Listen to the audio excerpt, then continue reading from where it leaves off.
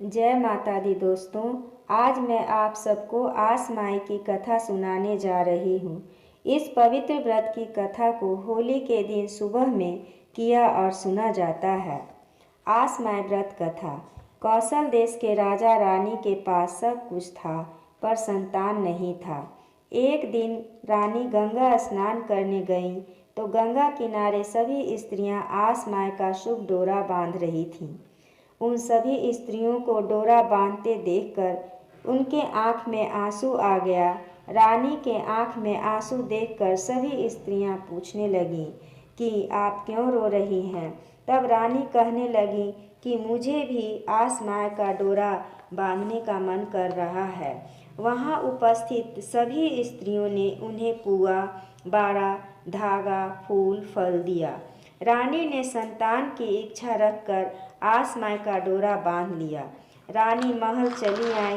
तब आस माई के कृपा से उन्हें 9वें महीने सुंदर पुत्र की प्राप्ति हुई। तब दूसरा साल रानी फिर से आस माई का डोरा बांधी और महल चली आई। इस बार राजा की नज़र धागे पर चली गई। राजा ने सोचा रानी के पास किसी चीज़ की कमी नहीं है, तो फिर धागे को क्यों पहनी है।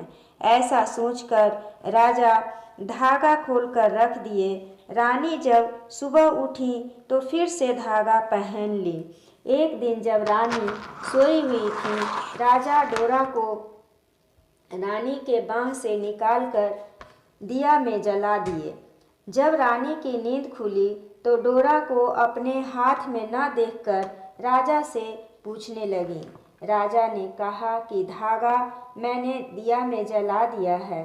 तब रानी जले हुए धागे की राख को दूध में डालकर पी गई। इससे आस माई राजा रानी पर क्रोधित हो गई और साध्वी का भेष धारण कर उनके दरवाजे पर गई और बोली कि आप सब पर 12 साल का विपत्ति आया है, जवानी लेंगे कि बुढ़ापा। राजा बोले, रानी से पूछ कर आते हैं। रानी ने कहा, बुढ़ापे का दुख अच्छा नहीं होता, इसलिए जवानी दुख मांग लीजिए। राजा बाहर आकर बोले, जवानी दुख चाहिए। साध्वी तथास्तु कहकर अंतर्ध्यान हो गई। उनके अंतर्ध्यान होते ही राजा का बाग बगीचा, तालाब, महल, खेत, सोना चांदी, पूरा राजपाट सब तहस नहस हो गया। रानी ने राजा से कहा, जहाँ दुख करी वहाँ सुख ना, जहाँ सुख करी वहाँ दुख ना। ऐसा विचार कर राजा रानी बहन के यहाँ चल दिए। बहन के यहाँ पहुँचकर कुआं के पास बैठे। बहन की दासी पानी भरने आई। तब राजा ने कहा कि जाकर बहन से कह दो कि भैया भाभी आए हैं। दासी घर जाकर बहन को बोल दी कि आपके भैया भाभी आए हैं। बहन ने दासी से पूछा कि उनका पोशाक कैसा है। दासी बोली, बिल्कुल फटा पुराना पहने हैं। बहन बोली, मेरे भैया भाभी तो राजा रानी हैं। फिर बहन बोल दी कि जाओ कह दो घुड़सार में बैठ जाए। दासी ने आकर कह दिया। शाम हुआ तो बहन सपरिवार खाना खाकर सोने चली गई। पर दासी ने उन्हें याद दिलाया कि भैया भाभी खाना नहीं खाई हैं। तब बहन ने कहा कि जाओ जाकर घोड़ पिट्ठा दे दो। दासी घोड़ पिट्ठा लेकर आई और राजा रानी को देकर चली गई। इधर राजा रानी ने विचार किया कि धन चला गया तो क्या धर्म भी दे दें। ऐसा विचार कर उन्होंने धरती माता से कहा, हे धरती माता, आप फट जाइए। हम जो सुपुर्द कर रहे हैं, जब मांगेंगे तब दे दीजिएगा। तत्पश्चात राजा और रानी अपने मित्र के यहाँ पहुँचे। मित्र और उनकी पत्नी ने इनका खूब आदर सत्कार किया। सुबह होने पर मित्र ने राजा को सोने की कटोरी में तेल देकर स्नान करने को कहा। राजा जब स्नान करने नदी किनारे गए तो नदी में इतना जोर से हिलकोरा आया कि सोना का कटोरी नदी में बह गया। राजा आए तो बोले कि मित्र, मैंने तो कटोरी खो दिया है। तो मित्र ने कहा, कोई बात नहीं है, इधर रानी दोस्त के बच्चे को मिट्टी के मोर से खिला रही थी। बच्चा सोने का हार पहने हुए था। अचानक मिट्टी के मोर में जान आ गया और सोने का हार निगल गया। रानी ने मित्र की पत्नी से कहा, बच्चे का हार खो गया है। मित्र की पत्नी ने कहा, कोई बात नहीं है। पर दुख के कारण राजा रानी को वहाँ भी मन नहीं लगा, इसलिए वे वहाँ से भी चल दिए। रास्ते में उन्हें जुआरी सब जुआ खेलते हुए मिला। वहाँ पर जाते ही जो जीत रहा था वह हारने लगा। वहाँ उन्हें सभी दूर दूर करने लगे। वहाँ से कुछ दूर आगे चले तो किसान सब जौ गेहूँ काट रहे थे। राजा रानी के वहाँ पर पहुँचते ही किसी का हंसुआ टूट गया तो किसी का जौ नहीं कटाने लगा। वहाँ पर भी सभी उन्हें दूर दूर करने लगे। उन्हीं लोगों में से कोई भला मनुष्य था जिसने कहा कि दे दो आधा सेर पाव भर, बेचारा चला जाएगा। उन्हीं में से किसी ने आधा सेर पाव भर दे दिया। कुछ दूर आगे चले तो गेहूं पिसा रहा था। उनके जाते ही जिसका महीन पिसा रहा था उसका मोटा पिसाने लगा। किसी का हथरस टूट गया। वहाँ भी सब उन्हें दूर दूर करने लगे। उन्हीं लोगों में से कोई भला आदमी था जिसने कहा कि दे दो आधा सेर पाव भर, बेचारा चला जाएगा। उन्हीं में से किसी ने आधा सेर पाव भर दे दिया। राजा रानी आगे बढ़े तो कुछ मछुआरे मछली मार रहे थे। इनके जाते ही जिसे रेहू मछली पकड़ा रहा था उसको इचना पोठिया पकड़ाने लगा। वहाँ भी सब राजा को दुराने लगे। उसी में से कोई भला आदमी था कि दे दो आधा सेर पाव भर, बेचारा चला जाएगा। उनमें से कोई था जिसने आधा सेर पाव भर मछली दे दिया। कुछ दूर आगे बढ़े तो नदी किनारे पहुँचे। नदी के किनारे पीपल का पेड़ था। पेड़ के नीचे विश्राम करने लगे। जब राजा ने रानी से कहा, रानी आप मछली और लिट्टी पकाइए, हम स्नान करके आते हैं। कहकर राजा स्नान करने चले गए। रानी जब मछली और लिट्टी पकाने लगी तो दोनों जल गया। रानी ने सोचा कि जो राजा घी का छना हुआ खाते थे वो जला हुआ कैसे खाएंगे, इसलिए वह मछली और लिट्टी दोनों को लेकर नदी किनारे गई। जैसे ही मछली और लिट्टी धोने लगी तो मछली में जान आ गया और तैरकर नदी में चला गया। लिट्टी पीपल का पत्ता बनकर उड़ गया। राजा जब स्नान करके आए तो रानी से कहा, मछली और लिट्टी खाने के लिए दीजिए।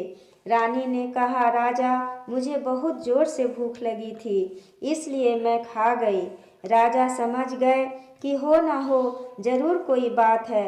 जो रानी क्या खाएंगी, सब ईश्वर की माया है। कुछ विचार करने के बाद राजा रानी ने सोचा कि चलना चाहिए नदी के उस पार। कूस का नाव तैयार किया। सवार होकर जैसे ही बीच नदी में पहुँचे कि इतना जोर से हिलकोरा आया कि रानी लग गई बेसवा घाट और राजा लग गए तेलिया घाट और बच्चे को एक मछली निगल गई। दोनों घाट पर मंझान बैठे थे। घाट पर बेसवा स्नान करने आई तो पूछ बैठी, तुम कौन हो, कहाँ से आई हो, क्यों मंझान बैठी हो। तब रानी बोली कि हम भला स्त्री हैं, अगर कोई काम कराना चाहता है तो करा सकता है, लेकिन कोई पका हुआ देगा तो नहीं खाएंगे, कच्चा देगा तो पकाकर खा लेंगे। बेसवा रानी को अपने घर लेकर चली आई। इधर राजा भी तेलिया घाट में मंझान बैठे थे।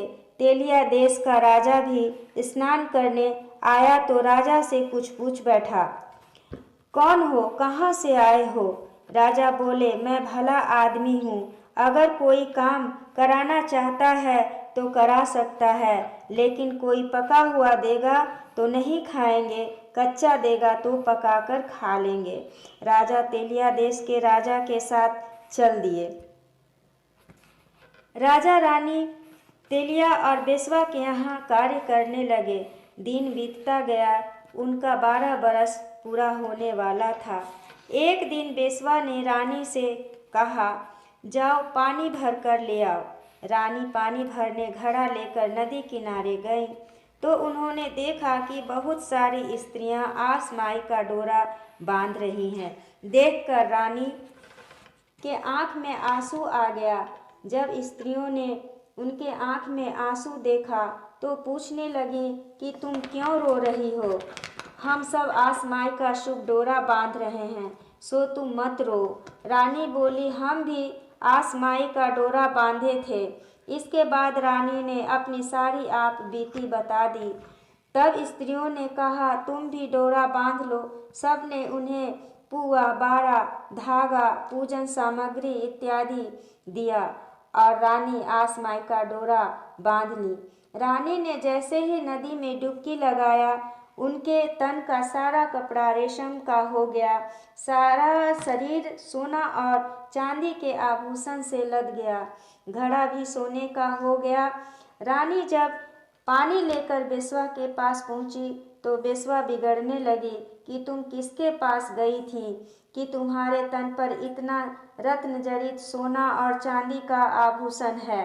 रानी बोली कि हम आसमाई के डोरा बांधे हैं, इन्हीं के माया से यह सब प्राप्त हुआ है। इधर तेलिया देश का राजा मर गया, इसी कारण नया राजा का चुनाव होना था।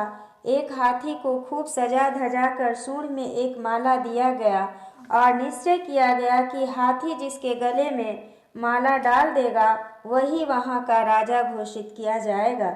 हाथी आया और राजा के गले में माला डाल दिया। वहाँ पर उपस्थित सभी लोगों ने सोचा कि हाथी पागल हो गया है। दूसरा हाथी लाया गया और फिर से सूंड में माला दिया गया।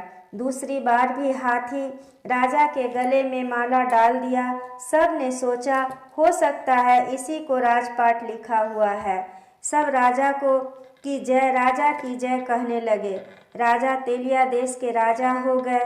एक दिन बेस्वा राजा के स्वागत के लिए अपने यहाँ बुलाई। रानी से कहा, राजा को तेल लगा दो। रानी मलिया लेकर गई और तेल लगाने लगी। जैसे ही राजा के दाहिने अंग में तिल देखा तो उनके आंख में आंसू भर गया। जैसे ही राजा के जांघ पर आंसू टपका तो राजा कहने लगे, तुम क्यों रो रही हो? मेरा 12 वर्ष पर अच्छा दिन आया है और तुम रो रही हो? मत रो और ठीक से तेल लगाओ। रानी ने कहा, हम भी कौशल देश के रानी हैं। मेरे राजा के दाहिने जांघ में तिल था। यह देखकर आंख में आंसू आ गया। रानी ने सारी कहानी राजा से कह सुनाया। तब राजा ने कहा, हम वही राजा हैं और आप वही रानी हो। बेस्वा जब इस बात को सुनी तो पैर पर गिर गई और माफी मांगने लगी। फिर सुंदर वस्त्र आभूषण देकर उन्हें विदा किया। राजा रानी वहां से चले तो नदी किनारे पहुँचे तो देखा कुश का नाव लगा हुआ है। नाव पर बैठकर राजा रानी इस पार चले आए। पीपल के पेड़ के नीचे विश्राम करने बैठे तो देखा कि जला हुआ मछली और लिट्टी वहां पर रखा हुआ है। रानी राजा से बोली, जब हम लिट्टी और मछली बना रहे थे तो मछली भी जल गया और लिट्टी भी। मैंने सोचा कि आप कैसे खाएंगे, इसलिए धोने चली गई। लेकिन विधि का विधान देखिए, मछली नदी में तैर कर चली गई और लिट्टी पीपल का पत्ता बनकर उड़ गया। राजा बोले, मैं तो समझ गया था सब ईश्वर की माया है। कुछ दूर आगे बढ़े तो मछुआरा सब मछली मार रहा था। उनके पहुँचते ही जिसको इचना पोठिया पकड़ा रहा था उसको रेहू बुआरी पकड़ाने लगा। जिसका जाल टूटा हुआ था सो अपने आप ठीक हो गया। वहाँ राजा का खूब आदर सत्कार हुआ। सभी राजा की जय कहने लगे। कुछ दूर आगे बढ़े तो किसान धान काट रहे थे। इनके पहुँचते ही जिसका हंसुआ टूटा हुआ था उसका ठीक हो गया। जिसका नहीं कट रहा था सो धान कटाने लगा। यहाँ भी राजा का खूब सा आदर सत्कार हुआ। सभी राजा की जय कहने लगे। कुछ दूर आगे बढ़े तो जुआरी सब जुआ खेल रहा था। इनके पहुँचते ही जो हार रहा था वह जीतने लगा। वहाँ भी राजा का खूब आदर सत्कार हुआ। सभी राजा की जय कहने लगे। कुछ दूर आगे चलने पर विचार किया कि चलना चाहिए बहन के यहाँ। बहन के यहाँ गांव पहुंचकर घुड़सार में बैठ गए। बहन की दासी जब पानी भरने आई तो राजा बोले, जाओ बहन से बोल दो भैया भाभी आए हैं। दासी जाकर बहन से बोल दी। बहन पूछी कि कैसा कपड़ा पहना है। दासी बोली, खूब सुंदर और सोना चांदी से लदी हुई हैं। बहन आई और घर चलने को कही। राजा बोले, जब विपत्ति का दिन था तो हम यहीं बैठे थे, आज भी हम यहीं बैठेंगे। राजा रानी बहन के लिए सुंदर पाजेब लेकर आए थे। बहन को पायल बहुत पसंद आया, पहन कर चलने लगी, पर पायल में झुनझुन की आवाज़ नहीं आने पर बोली, भैया इसमें बचवा होता तो खूब बचता। इस पर राजा बोले, बहन अगर तुम घोर पिट्ठा अपने हाथ से देती तो हम खा लेते, पर तुमने दासी के हाथ से भिजवा दिया, इसलिए हम सब भूखे सो गए थे। बहन को विश्वास ही नहीं हुआ तो राजा ने कहा, हे धरती माता आप फट जाइए, जो हमने आपको सुपुर्द किया है वह हमें दे दीजिए। धरती फट गई और घोर पिट्ठा बाहर निकल गया। तब बहन छाती में मुक्का मारकर जान दे दी। राजा रानी ने विचार किया कि 12 बरस पर दिन फिरा है, लोग क्या कहेंगे, लेकिन रानी के बायां हाथ की कानी उंगली में अमृत बसता था। रानी उंगली चीरकर अमृत बहन के मुंह में डाल दी। बहन राम राम करके उठ बैठी और माफ़ी मांगने लगी। आगे बढ़े तो पहुँचे मित्र के यहाँ। वहाँ कुछ दिन ठहरे। राजा नदी किनारे स्नान करने गए तो सोने का मलिया घाट किनारे पड़ा हुआ मिला। राजा मित्र से बोले, मित्र उस दिन हम मलिया खो दिए थे, आज दे रहे थे।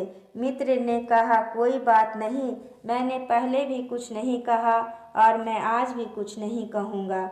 इधर रानी आराम कर रही थी कि मिट्टी का मोर आया और सोने का हार उगल दिया। रानी हार लेकर मित्र की पत्नी को दे दी और कहा, मैंने उस दिन हार खो दिया था, आज दे रहे हैं। मित्र की पत्नी ने कहा, कोई बात नहीं, हम उस दिन भी कुछ नहीं बोले थे और आज भी कुछ नहीं बोलेंगे। कुछ दिन वहाँ ठहरे। कुछ दिन बाद विचार किया कि चलना चाहिए अपने देश में। जब पहुँचे तो देखा कि वहाँ पहले से अधिक सुंदर भवन, बाग बगीचे लगे हुए हैं, मंदिर, तालाब इत्यादि शोभायमान हो रहे हैं। सभी राजा का स्वागत कर रहे थे, जयकारा लगा रहे थे। राजा रानी अपने महल में शांतिपूर्वक रहकर प्रजा की देखभाल कर रहे थे। चारों ओर खुशहाली था, प्रजा खुश थी। एक दिन रानी जब अपने महल में आराम कर रही थी और उदास मन से सोच रही थी कि आस माई सब कुछ तो लौटा दी, पर बेटा नहीं लौटाई। इसी क्षण एक मछुआरिन राजा रानी के स्वागत के लिए मछली लेकर आई। मछली जब काटना शुरू किया तो मछली से बच्चे के रोने की आवाज़ आने लगी। मछुआरिन बोली, रानी इसमें से बच्चे की रोने की आवाज़ आ रही है। रानी बोली, यह तुम क्या कह रही हो, अच्छा से काटो। मछली कटा तो उसमें से सुंदर बच्चा निकला। अब रानी और मछुआरिन आपस में बहस करने लगी। रानी बोली, मेरा बच्चा है। मछुआरिन बोली, मेरा बच्चा है। राजा के पंचायत ने शर्त रखा कि 7 तह कपड़ा रानी अपने छाती पर रखेंगी और 7 तह कपड़ा मछुआरिन भी। जिसका दूध बच्चा के मुंह में चला जाएगा उसी का बच्चा माना जाएगा। मछुआरिन का दूध इधर उधर चला गया और रानी का दूध बच्चा के मुंह में चला गया। इस प्रकार खोया हुआ बच्चा भी उन्हें मिल गया। हे आस मैया, जैसे आपके आशीर्वाद से राजा रानी को सब सुख प्राप्त हुआ, वैसे ही हम सब पर कृपा कीजिए। आपकी कृपा सब पर बनी रहे। जय आस मैया, आस माता की जय। जय